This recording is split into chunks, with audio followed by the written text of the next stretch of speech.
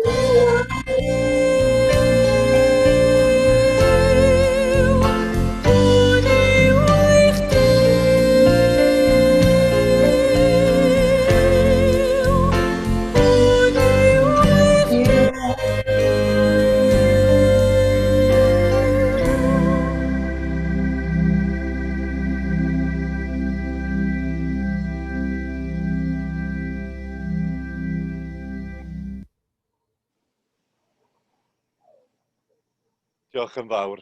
Ni'n troi at yn darlleniadau ni nawr, a mae'r cynta yn dod o lyfr Jonna o'r Testament cynta, a rwy'n mynd i ddarllen trydydd bennod y llyfr.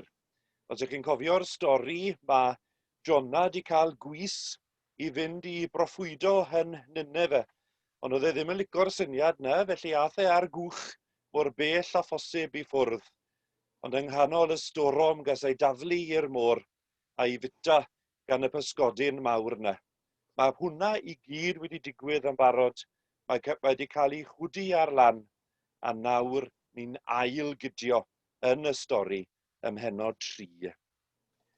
Yna daeth gair yr arglwydd at Jonna yr eildro, a dweud, cod, dos i Nineve, y ddinas fawr, a llefaru wrthi y neges y dyweda fi wrthyt. Cododd Jonna a mynd i Nineve yn ôl gair yr arglwydd. Yr oedd Nineve yn ddinas fawr iawn, yn daith tridiau ar ei thraws. Yna dechreuodd Jonna fynd trwy'r ddinas, ac wedi mynd daith un diwrnod, cyhoeddodd, ymhen 20 diwrnod fe ddymchwelir Nineve.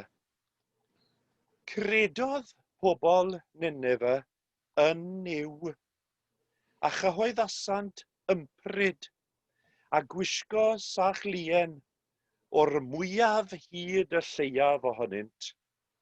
A phan ddath y newydd at frenin Nineve, cododd ynte oddi ar ei orsedd a diosg i fantell a gwisgo sach lien ac eistedd mewn y lludw.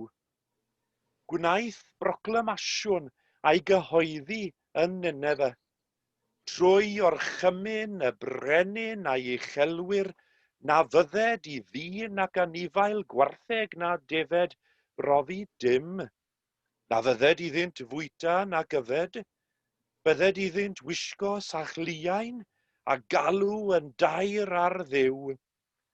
Bydded i bob un droi oddi wrth i ffordd ddrygionus ac oddi wrth y trais sydd ar i dwylo. Hwy a wyr, na fydd Duw yn edifarhau eto ac yn troi oddi wrth i ddig mawr fel na'n difethyr ni.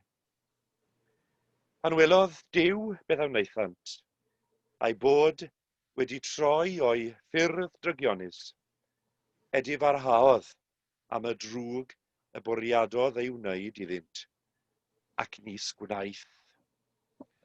Ac o'r Hen Testament, o'r Beibl Hebraeg, rydyn ni'n troi at 2 adnod yn unig o'r Testament Newydd o Efengyl Marc, pennod 1 ac adnod 14. Mae Iesu yn dechrau i wynedogaeth yng Nghalilea.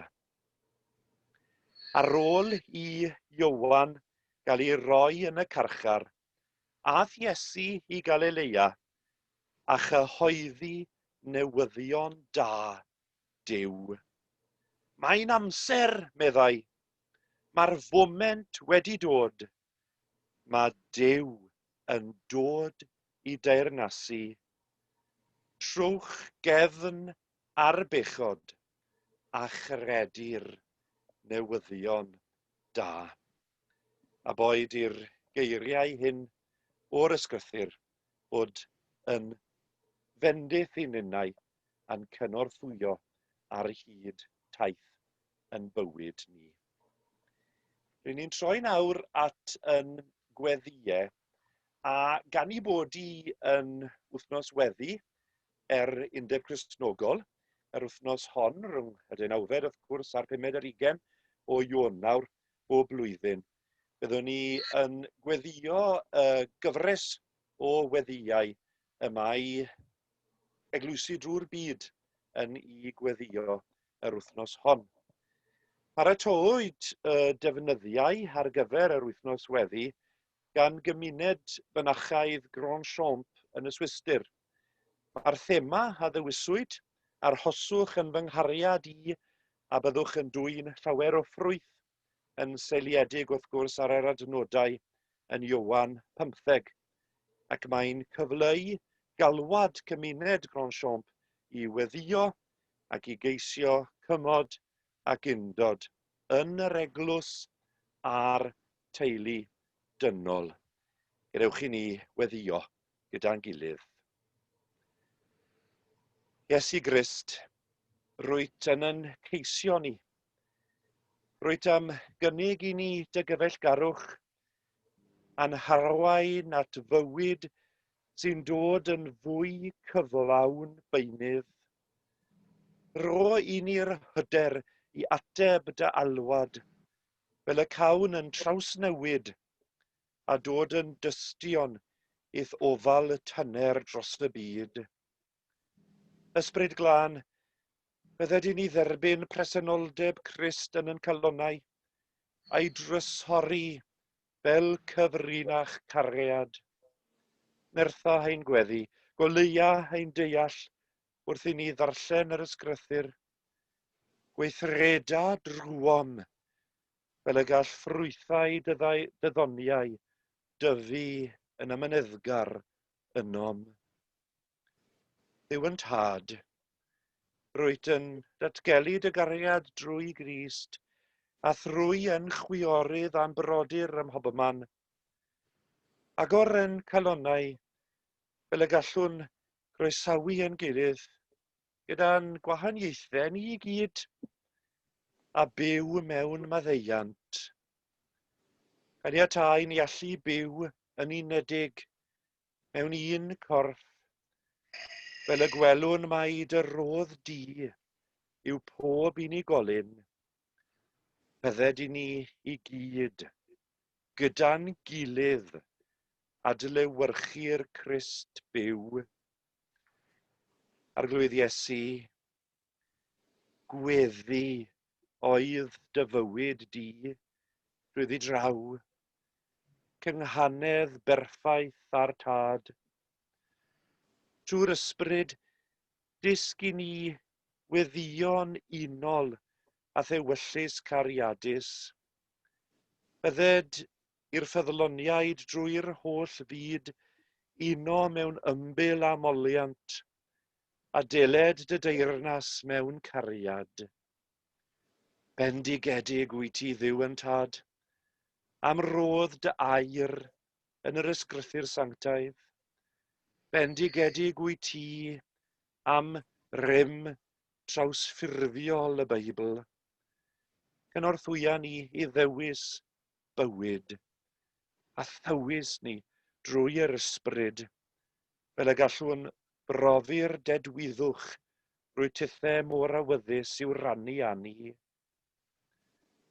Iesu Grist, wrth feddwl am yn chwiorydd a'n brodyr, yma o amgylch yr alwad Zoom yma, a thrwy'r byd, diolch am y cyfle I ni gael croesawu yn gilydd yno ti. Gwyddost pa mor aml rydyn ni'n teimlo na allwn ni wneud dim I leddfu dioddefaint eraill. Ond eto rwy ti bob amser o'n blaenau ni, a rwy ti Isus wedi yn derbyn ni yn dy drigaredd.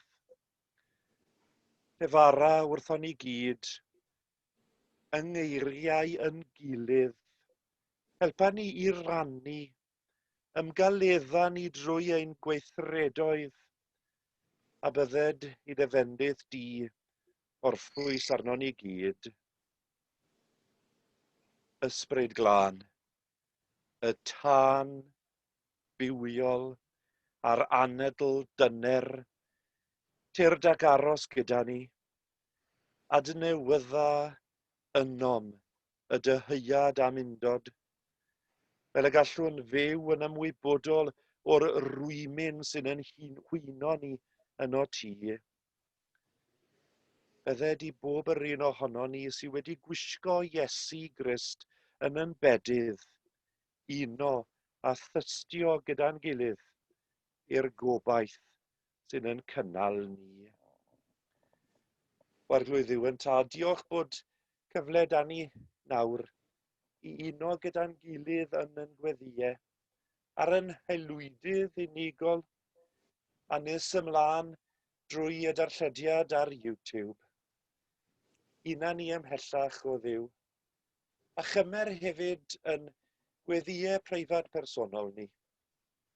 A yna'n cofio am y rai sydd yn dost, am y rai sydd yn galaru, a ni'n cofio yn enwedig am deulu Ieuan Davies. Bydd hefyd gyda rai sydd yn gobeithio y bydd gwawr y fori yn torri gyda deddwyddwch yn fwy na'r hyn sydd wedi dderbyn heddi ac y ddoi. Cymer ni o Dduw, ac una yn gweddiau ni gyd, yn y weddi nath Iesu yn dysgu ni. Ein tad, hwnnwyd yn y nefoedd, sancteiddiau'r dy enw, deled y deyrnas, gwneler dy wyllus, megis yn y nef, felly ar y ddeiar hefyd. Roi ni heddiw ein bara beunyddiol, a maddau hi ni yn dyledion, fel y maddeuwn ninnau i'n dyledwyr, ac nac arwain ni i brofedigaeth, eith yr gwared ni rhag drwg, gan eis eiddo ti yw'r deyrnas a'r nerth a'r gogoniant, yn oes oesoedd. Amen. Rydyn ni'n troi yn ôl at yn haddoliad, felly, a mae Hywel yn mynd i roi ar y sgrin eiriau emyn 756 yng Nghaneuon Ffydd, sef emyn Ann Griffiths, wrth gwrs. Gwna fi, fel pren planedig o fynyw, yn ir ar lan afonydd dyfroedd byw, yn gwreiddio ar led a'i ddail heb wywo mwy, yn ffrwytho dan gawodydd dwyfol glwy. Mae'n ei dyn sylw, mae meic rhywun ar agor, dwi'n methu gweld pwy. Newch chi gofio hynny, i ni'n clywed chi'n siarad ag yn canu. Iawn.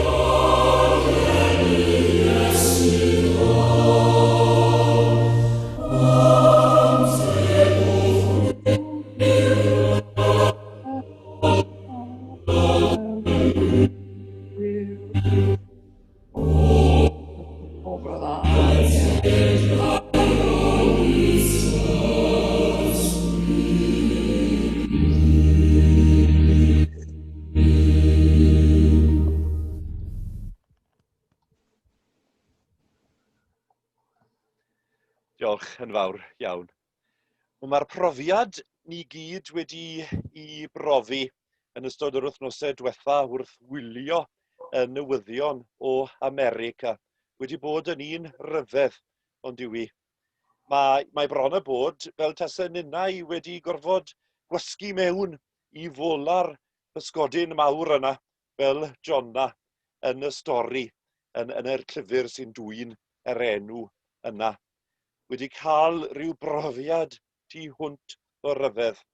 Ond wrth wylio y digwyddiadau ddydd Mercher gyda'r arlywydd newydd a'r is-arlywydd newydd yn dweud I llwon ac yn sefyll ger bron y wlad honno a'r byd. Roedd hi fel modd I gael chwa o awyr iach yn dod ato ni unwaith eto. Roedd yna ryw ysbryd o beithlon yn y perfformwyr I gyd. Os weloch chi y seremoni o Washington gyda Lady Gaga a Jennifer Lopez, y gerdd wefreiddiol gan Amanda Gorman ac yna Garth Brooks yn arwen y bobl I gyd mewn addoliad wrth ganu Amazing Grace ar y diwedd. Modd I gael ffordd newydd ymlaen. Modd I ddechrau gyda dalen wlân. Nawr, mae Jonah wrth gwrs yn cael cyfle yn fan hyn I ddechrau gyda dalen lân ond diwe. Y llys genad yma sy'n mor swrth, sy'n mor anfodlon, bod e wedi rhedeg I ffwrdd mor bell a phosibl, yn y ffordd mwyaf dramatig posibl pan ddath yr archiad yna arno fe I wneud gwaith Duw. I fynd I bregethu, I wlad y gelyn, I fyny I Asyria fawr, yr ymerodreth oedd yn bwgwth hyd yn oed bodolaeth pobl Israel, I fynd I Nineve, I ddatgan fod Duw yn rhoi'r cyfle I edifarhau ac I droi oddi wrth ei lyd a'i ddiclonrwydd. Ni'n gwybod y stori, ond mae'n un o hoff ffofrynnau yr ysgol Sul, bod y llongwyr wedi gorfod I daflu fe i'r môr yng nghanol y dymysgl enfawr, ond fod Duw wedi paratoi rhyw bysgodyn drian. Mae'n gwybod os oedd y pysgodyn yna yn hapus fel mae pysgod Pryden I gyd I fod bellach ar ôl cyflawni Brexit. Ond tasg y bysgodyn hon oedd mynd â Jonah nôl. Mynd â Jonah I lle roedd I fod. I roi cyfle I Jonah I dreulio'r diwrnodau a'r nosweithiau yna yn ei gronbil cyn I chwydu fe allan ar y traeth I ddechrau unwaith eto ar ddalen lân honno. Dydy cynlluniau Duw ddim yn methu, dim ond am fod y llys genad, am fod y gwas yn yr achos hwn yn gwrthod. Ond mae Duw yn sicrhau bod e'n cael ei waith wedi I weithredu yn llawn. A felly yma, yna daeth gair yr arglwydd at Jonah yr eildro. Yr eildro. Os ych chi'n edrych ar y benod gynta, ych chi'n gweld fod gair yr arglwydd yn dod I Jonah yn yr un modd, bod awdur llyfr Jonah fel petasau fe yn gosod yr penodau cynta a'r penodau diwetha mewn gwrthgyferbyniad a'i gilydd. Mae popeth ddigwyddws yn ystod y cyfnod blaenorol bellach wedi dod I ben. A nawr mae yna benod newydd yn dechrau. Nawr mae pethau yn dechrau o'r newydd. Cyfle to. Cyfle newydd, cyfle ffres. Doedd na ddim rinweddau diplomyddol gyda Jonah. Oedd e'n gwrthod hyd yn oed mynd fel llys genad. A hyd yn oed pan mae fe'n cael yr ail gyfle yma, mae'n amlwg does na ddim rhyw lawer o rinweddau gyda fe o hyd. A fe wedi bod yno yng nghrombil y pysgodyn a mae fe'n trial gweithio mas. Siwd, os dau mas o fan hyn yn saff, siwd rwy'n mynd I wneud beth sydd angen I mi I wneud. Yn y ffordd fydd yn costi llia I fi. Yn y ffordd y bydd yn cyflawni beth mae Duw moyn I fi wneud. Ond eto yn sicrhau na fydd y gelynion yna yn deall beth yw ystyr gras Duw. Felly mae'n llunio'r bregeth. Mae'n llunio'r bregeth. Mae'r testun yn dweutho ni bod y bregeth yn dod fel geiriau yr arglwydd ei hun, yn llunio'r bregaeth sydd yn yr Hebraeg a'r Syrieg yn 5 gair yn unig. Siwr bydde rhai ohonoch chi ar fore Sul yn gwerthfawrogi tasau ambell i bregethwr yn pregethu pregeth o'r fyr a phregeth Jona.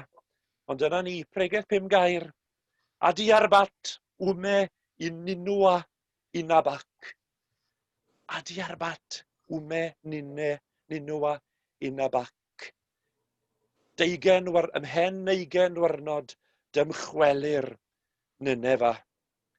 Dydy y testun ddim yn dweithio ni, os nath e fynd i'r ddinas a roi'r bregeth hon yn fawr ac yn cyhoeddus yn y sgwâr bwysica yn y ddinas, tu fas i balas y brenin efallai, neu os ath e a roi i fwgwd dros i wyneb fel mae'r rhan fwyaf ohono ni yn gorfod wneud erbyn hyn, a'i sibrwd e yn dawel bach, yn y gobeith na fydde unrhyw un yn Ninefa yn clywed y newyddion ynglyn â beth oedd Duw yn bwriadu i wneud.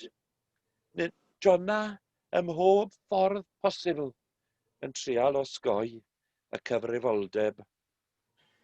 Mae'r testun yn dweithio ni bod Ninefa mor fawr, mor bwysig, bod gymaint o hatyniadau yn y ddinas honno, bod hi mor arwyddocaol, bod angen ymweliad trydiau mwyn gwneud cyfiawnhad o mynd i'r ddinas.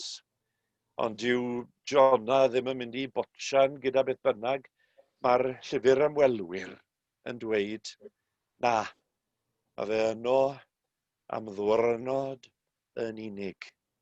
A mae'r bregeth 5 gair yn dod mas. A wedyn, mae'r rhyfeddod yn dod.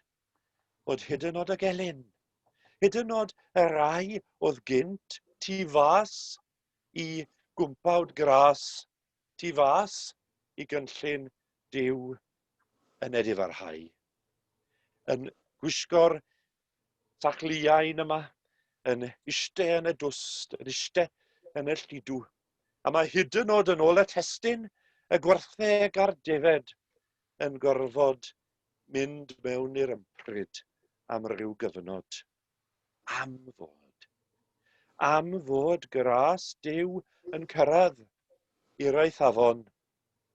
Oedd Jona wedi anghofio, wrth gwrs, beth oedd diben pobl Dduw. Diben pobl Dduw i fod yn oleuni i'r cenhedloedd i gyd, hyd yn oed i'r gelynion, i fod yn oleuni y ffordd yr oedd Duw wedi i ddewis i ddangos i oleuni ef i'r holl fyd. Wedi anghofio, efallai mae'r awgrym yn cael ei wneud ym Mennod 4, wedi cofio yn yr dda a ddim yn fodlon derbyn y ffordd y byddai Duw yn ymwneud, yn ymdrin a'r gelynion hynny. Nawr, yn y darlleniadur, mae'r darlleniad yma o Jona Pennod 3 wedi cael ei roi mewn gwrthgyferbyniad bwriadol gyda'r adnodau na ddarllenes i o Marc Pennod 1. Mae yna fwy o adnodau yn y darlleniad, falle ar ôl y gwasanaeth hwn bore yma, licech chi ddarllen nes ymlaen shwt mae'r disgyblion cynta yn ymateb i'r bregeth y mae Iesu yn ei gyflwyno iddyn nhw. Pregeth Iesu wrth gwrs yn fwy graslon. Pregeth Iesu yn cynnig fwy o obaith na phregeth diflas swrth Jona. Mae Iesu yn cyhoeddi newyddion da Duw. Iesu rydyn ni'n cofio yn ystod tymor yr Epiffani wedi dod yn wir oleuni i oleio pob cenedl. Wedi dod yn wir oleuni i'n goleio ninnau ac yn mentro o ddifri ar y dasg honno. Duw yn anfon y diwdod yn llawn i'r cnawd i ddangos ei gariad i'r byd. Yn Bible.net mae'r bregaeth wedi ei osod fel hyn. Mae'n amser, meddai. Mae'r foment wedi dod. Mae Duw yn dod i deyrnasu trwch gefen a'r bechod a chredu'r newyddion da. Mae yna rym newydd wedi dod i'r byd. Mae yna ddudalen newydd yn cael ei ysgrifennu. Mae cyfle newydd wedi cyrraedd. Mae Iesu drwy bregaeth fer fel bregaeth Jona, ond bregaeth sydd yn llawn gras, bregaeth sydd yn arwain at fywyd. Am ninnau o hyd y mis Ionawr yn edrych ar y cyfleoedd o'n blaenau ninnau. Gadewch chi ninnau gofio bob amser y siwrne y mae Duw yn Iesu Grist am ein ninnau i cherdded. Y siwrne sydd yn llawn o'r rinweddau'r deyrnas.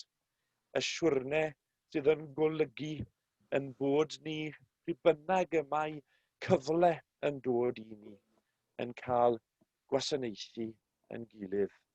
I gerteg i ffwrdd oddi wrth yn cyfrifoldebau, peryglu eraill fel nath Jona, ond yn hytrach i fod yn ras i'n gilydd, i fod yn fendith i'n gilydd, i gyhoeddi ta nawr yw'r awr y deyrnas, awr presenoldeb Crist Iesu gyda ni, lle medru ninnau fyw fel halen a goleuni i'n byd ni. Boed i fendith Duw aros arno ni wrth i ni geisio cyflawni y weledigaeth honno a'r ddyletswydd honno y mae Duw wedi ei osod arno ni yn Iesu.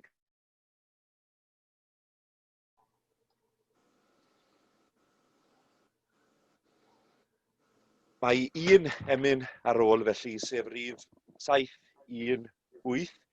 Os gwelir fi, bechadur rhyw ddydd ar ben fy nhaith, ryfeddol fydd y canu a newydd fydd yr iaith, yn seinio buddigoliaeth am iachawdwriaeth lawn, heb ofni colli'r frwydr, na bore, na ffrynhawn. Mae yna siwrne yn yr emyn yma, siwrne drwy'r anialwch, siwrne drwy gyfnod o wrthod cyflawni, beth mae Duw yn ei ddymuno oddi wrtho ni. Ond mae'r siwrne yng ngeiriau'r emynydd yn cyrraedd i ben llanw gyda sylweddoliad o'r ras Duw yn llifo drwy y cyfan. Diolch yn fawr.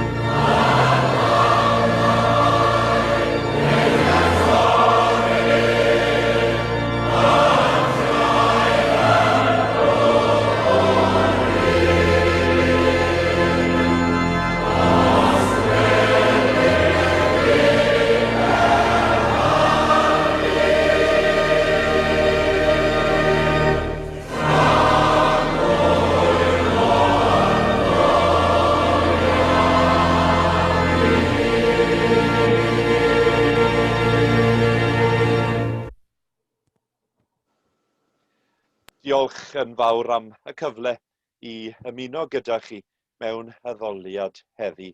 Oedd hi'n dda gweld pawb yn y bychen unwaith eto mwyn i ni gael cyfle i addoli gyda'n gilydd. Wnewch i ni nawr ar ddiwedd yn cwrdd blygu pen mewn gweddi wrth i ni ymadel a chwmni yn gilydd. Boed i fendith Duw, Sara ac Abraham, bendith y mab a anwyd o fair, bendith yr ysbryd glân, sy'n ymboeni trosom fel mam dros ei phlant, bod gyda'ch wi oll. Amen.